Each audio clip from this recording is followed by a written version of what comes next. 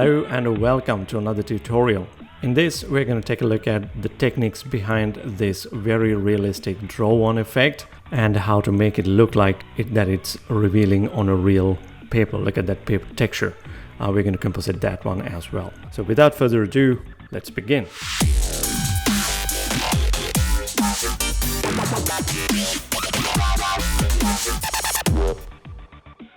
Alright, let's start with Photoshop. Let's create a new canvas of 1080p canvas, 1920 by 1080. And let's choose a brush. I'm going to use one of the default dry brushes. It's called Kyle's Ultimate Pastel. And let's go to the brush settings. And let's play with size jitter, maybe the minimum diameter a little bit. Most importantly, the scatter. Don't scatter it too much, because if you scatter it, it'll be difficult to draw on without touching the edges. So don't scatter it too much, but just a little bit. Maybe you can play with other settings like sizing as well, a little bit too. All right, let's crank it down a little bit there. All right, the dual brush settings. All right, that looks good. I'm going to record the screen here, so I don't want the usual cursor getting in the way. So let's go to preferences and cursors and choose the precise cursor.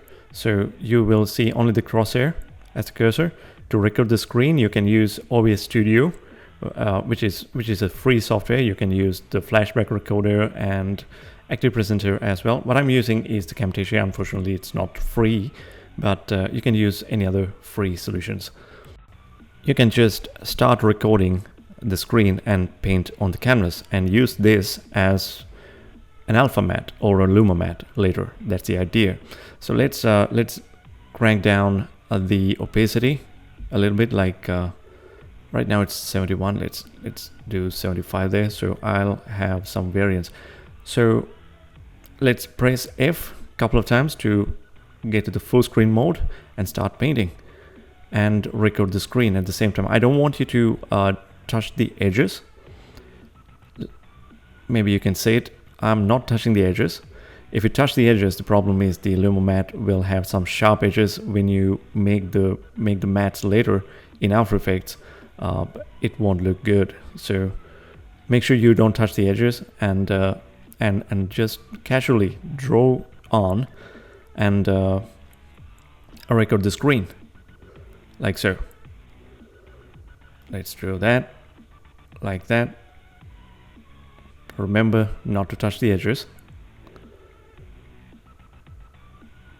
All right, let's make another copy layer and let's enter the full screen mode. This is the last one. All right, let's paint it. Make sure you record everything. Record the screen and then render this video.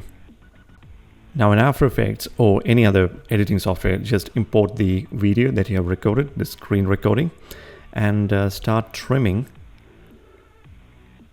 and cutting the video, and let's select the areas where we have painted in full screen. Those are our mattes.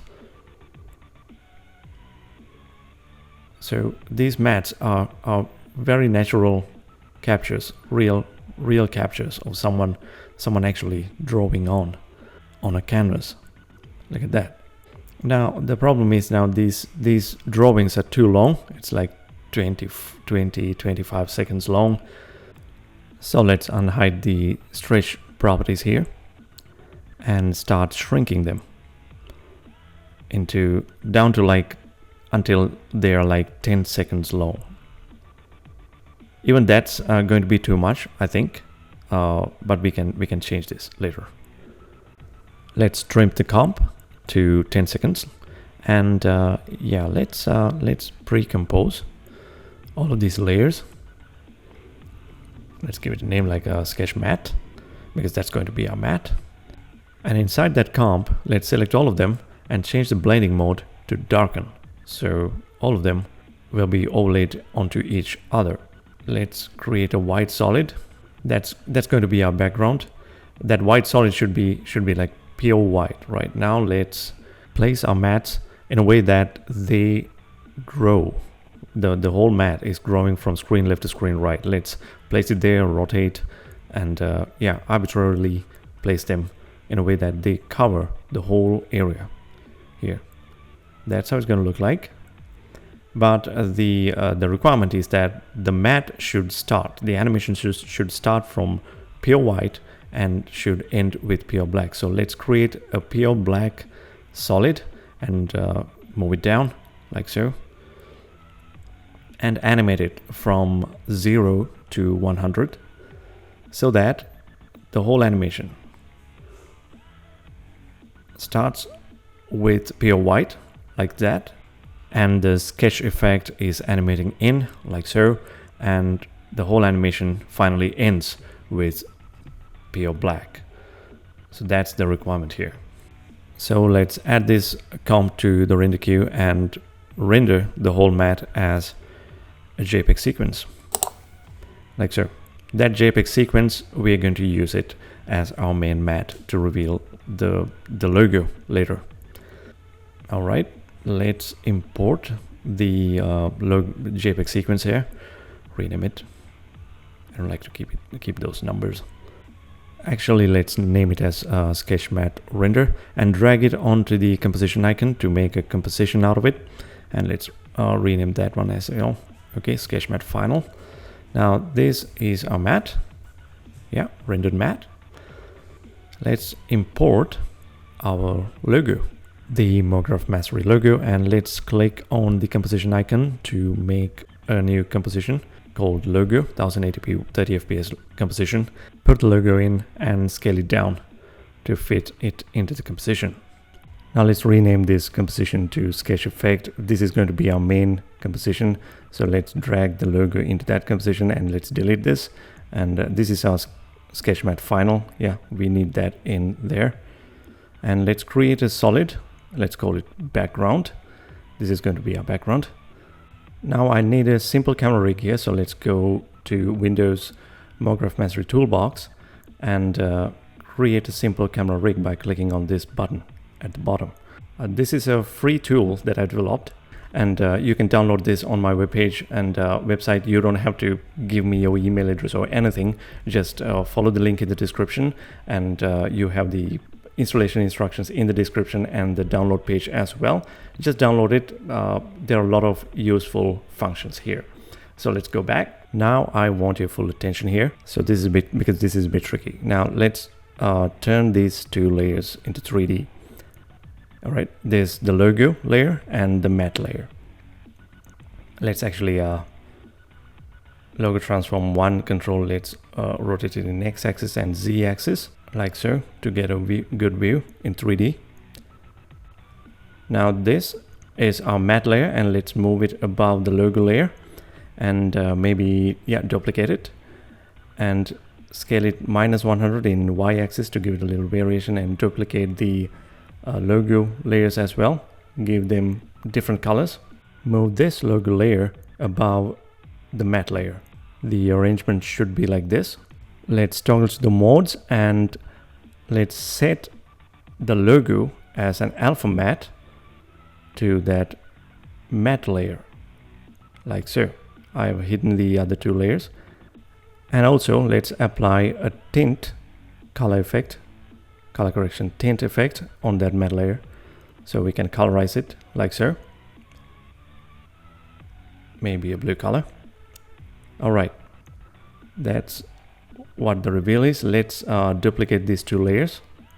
Go to edit duplicate and change the color of it, and let's drag it in the timeline like time slider like that. Now what's happening here is because our animation is opaque, the white area should be transparent. It should be an alpha matte. So let's go into the matte final matte composition.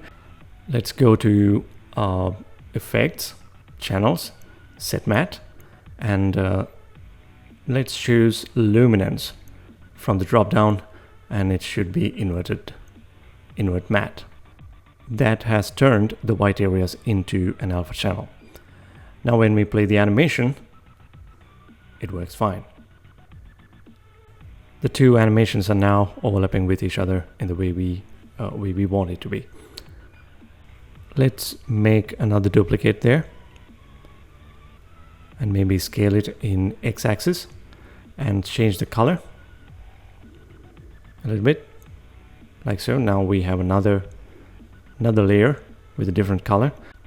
Maybe take another copy too with a different color, like an orange or yellow. All right, let's scale it in x and y axis as well. All right, this is our draw on animation. Now we have to reveal the logo. So let's drag these two layers onto the top, and let's set the sketch matte as an alpha matte to the logo. It's the other way around. So finally the logo will be revealed like so. In the other instances it happened the other way around, but finally we need the logo to be revealed. Now when you look at the animation, this is how it's going to look like.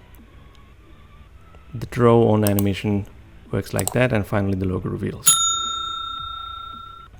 That for me it's a bit slow. So yeah, I'll go ahead, select all of these mattes and shrink them like by 70%. Maybe trim these two layers right there and move the whole thing forward, and maybe rearrange these layers. So the animation is a bit faster than what we have seen. And here the matte ends here, which is bad because after that the logo won't be visible. So let's time remap this layer. Let's right click on it and go to time remapping, and let's add a keyframe here and delete the last keyframe and drag that to the end, so our logo will be visible till the end. Now let's turn all of these layers into 2D and pre-compose them, and let's call it like logo reveal, and let's turn that layer back into 3D, and we are back to where we were, but the composition is much simpler now. Let's go to File, Import, and I'm going to import a paper texture that I photographed, and I'm going to drag it into the composition and turn it into 3D. Set the blending mode to darken, so we have a nice paper texture there, and double click on the rectangular mask tool to apply a rectangular mask, and let's shrink it in, and press F on the keyboard to reveal the feather attributes and set it to 400, like 400, and let's adjust the mask a little bit more and scale it up, scale the whole thing up a little bit and move it there, so we can have a really good paper texture behind the logo, because this is a sketch logo and it makes sense to have a paper texture there.